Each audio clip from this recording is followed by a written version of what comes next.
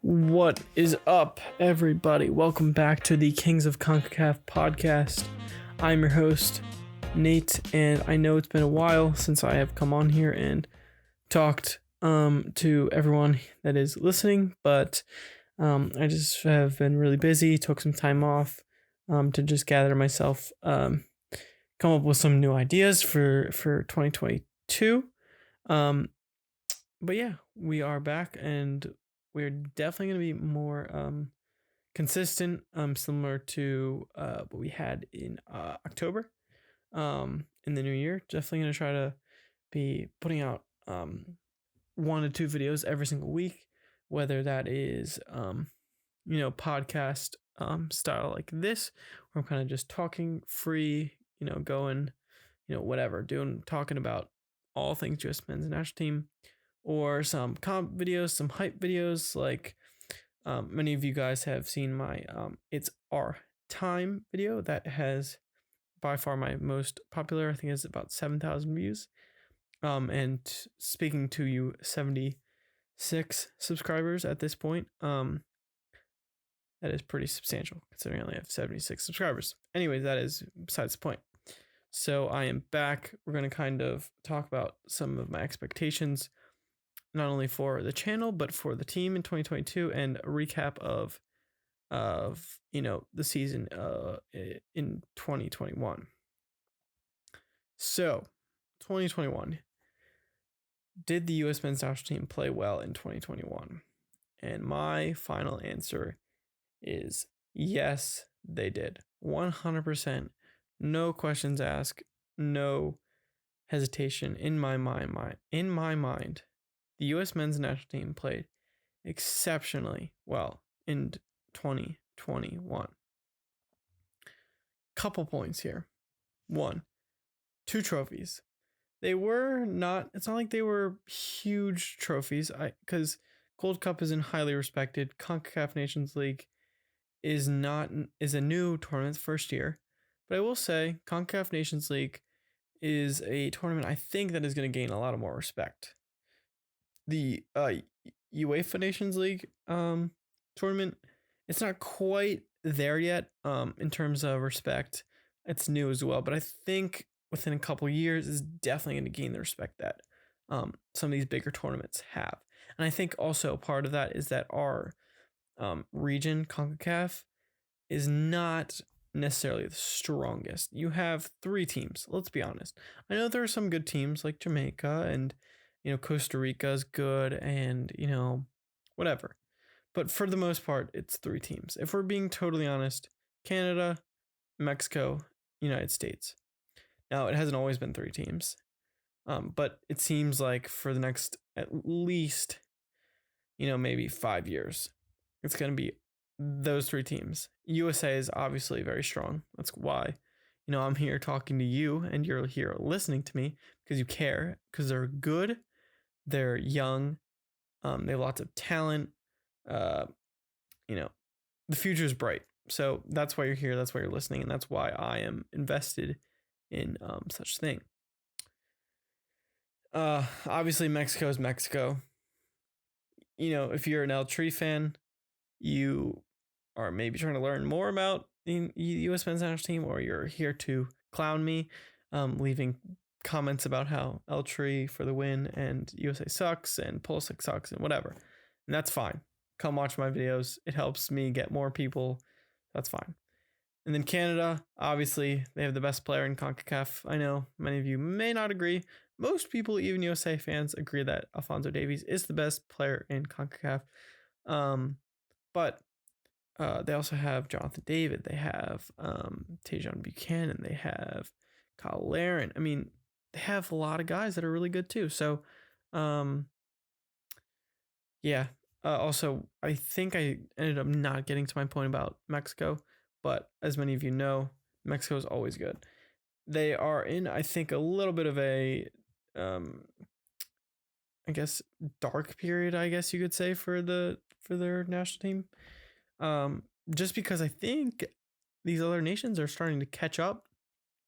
And that's good, because it was just USA and Mexico, and then all the rest followed. Obviously, 2018 USA didn't qualify, so clearly it wasn't always just USA and Mexico, but everyone would agree those were the two best teams. Do the two best teams always qualify? No, because USA haven't. They're not guaranteed. I think from now forward, USA will be a lock to qualify for, at least, for at least a while. Because not only is our team strong, we have such a young team. And we have guys that are, 18 that are really good. And we have guys that are 23, 24, 22 that are really good. So there's like a, 5-year gap, but it's a 5-year gap between 18 and 23 that are you guys that are performing at a high level, not, a 5-year gap between, like 25 and 30. That's much different in my eyes. So we have a very bright future. And I think with this group of guys, they're going to be together for probably about 10 years. So we're a lock. So I'm kind of getting on a little bit of a side here. So, what my point was that I really am happy with how the U.S. men's national team has played. I've seen lots of people say that we kind of underperformed because we haven't been fully healthy all year, which is true. We have not been. We have not basically played to our fullest capacity, which I think is also true. We have not played our best game yet. That also has to do with not being healthy. So I think if we get healthy, we can then play our best game. Because like I've seen that the big three, I guess, Adams, Weston, and Pulisic have never started a game. I think they have played. They played in the Nations League, I believe, the final all together at one point. But Tyler Adams came on as a sub, and he was hurt. He probably shouldn't have even played in that game.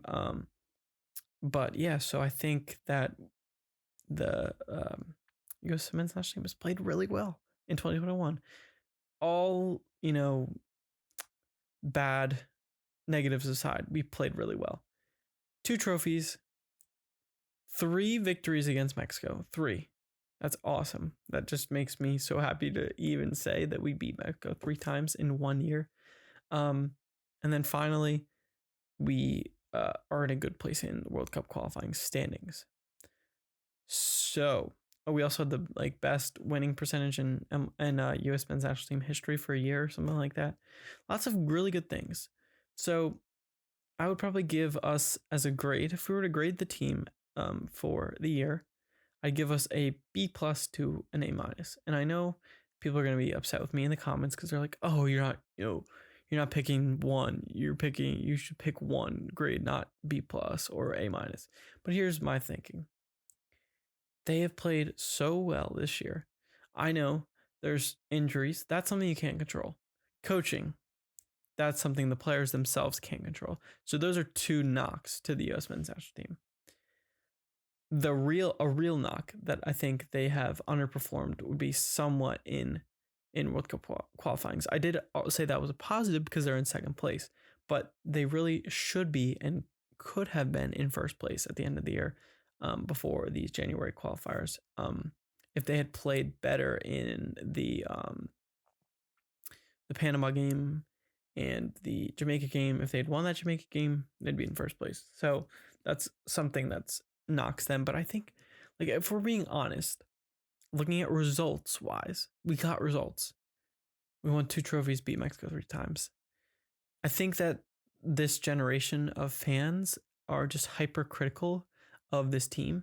And if you were to say 3 years ago, say 2018, we'll pretend it's still 2021, the 2018 squad that did not qualify for the World Cup, if you had said that team won 2 trophies and beat Mexico 3 times in 1 year, it'd be the best year in men's national team history. It'd be A++++. So I think we need to put it in perspective and realize this team is an exceptional team. They played really well.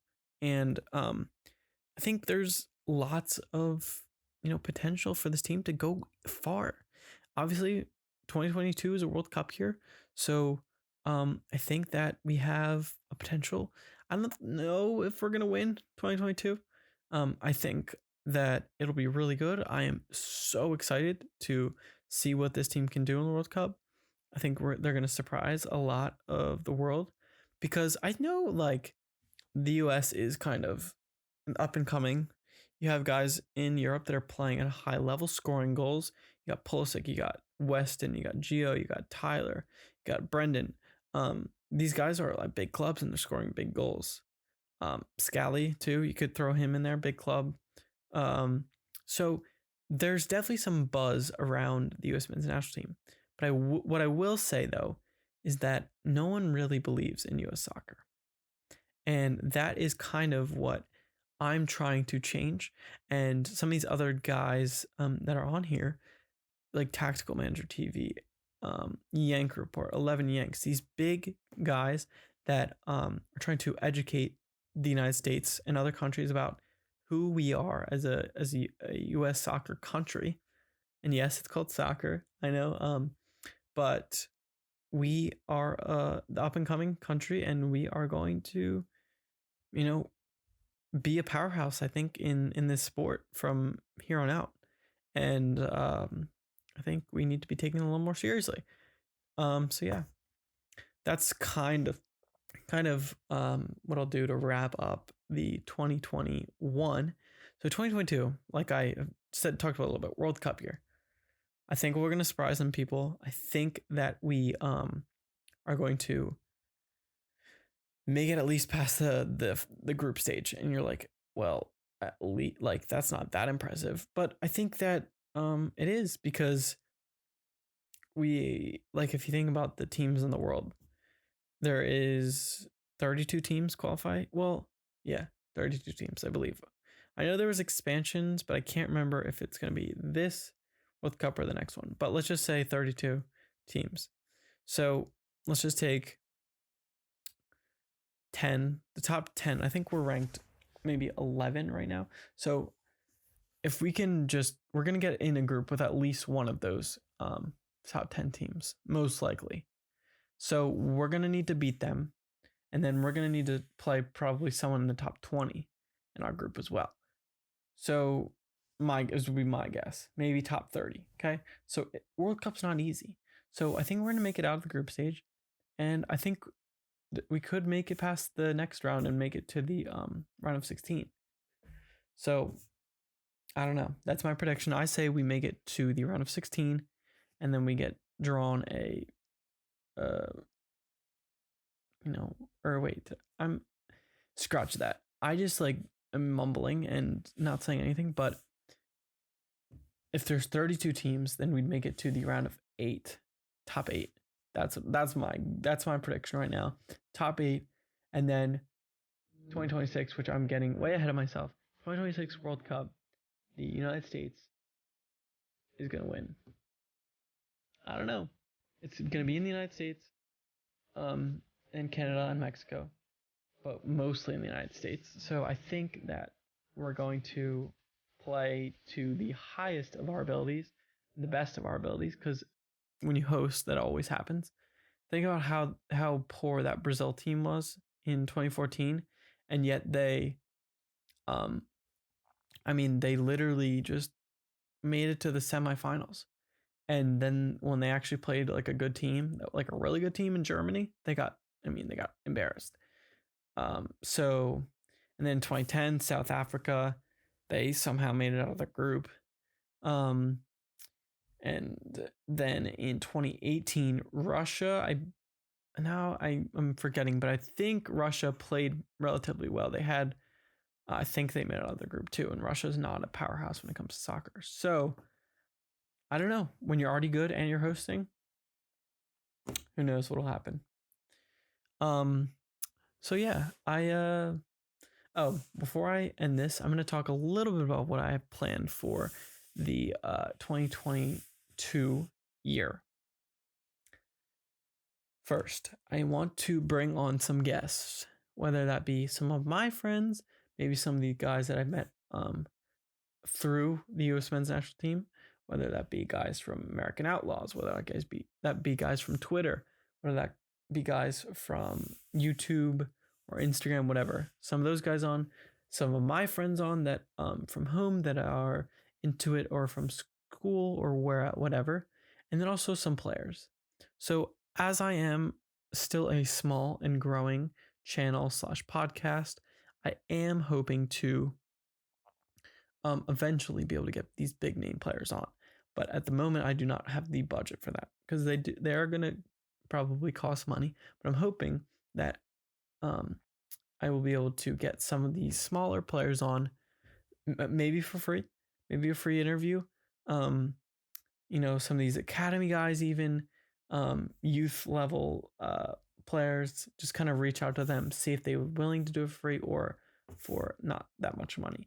And then as I gain subscribers, gain some more respect, maybe I'm going to be able to get these bigger names on for these interviews. So that would be awesome.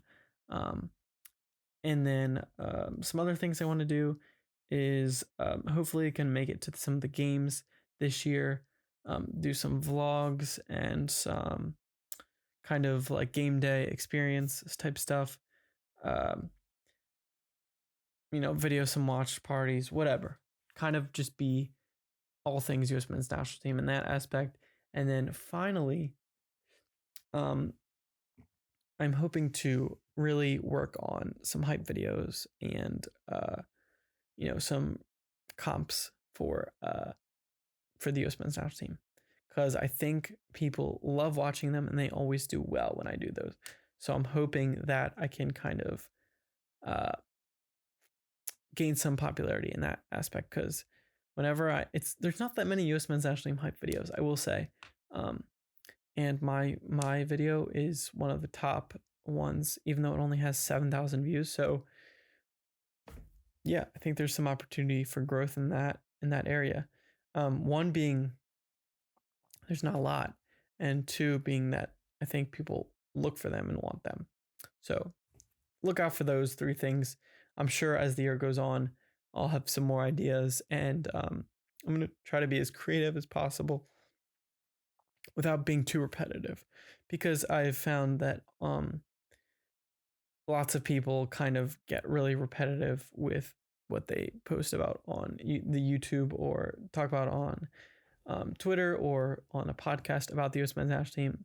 And I don't want to be repetitive. I want to talk about things and give varying perspectives that kind of is not something you see on YouTube every time. Like I want to still do the original classic, reaction to the lineups and predicting who's going to be a part of, World Cup qualifying in January, stuff like that. But I also want to make sure like that's not the only thing that I'm talking about, because I do think that can be repetitive and not nearly as interesting. So yeah, that is kind of what I'm going to leave with tonight. Thank you so much for the past 3 months actually of my journey, I guess, starting this YouTube channel, starting this podcast. So yeah, I appreciate all of you guys. The I think 15,000 on YouTube that have watched, and the couple hundred on Spotify that have listened. So I appreciate every last one of you, for a good, I guess, end to 2021 as I've started, and definitely hoping for more of you guys to join for the future in 2022. Thank you so much for listening, and I will talk to you next time.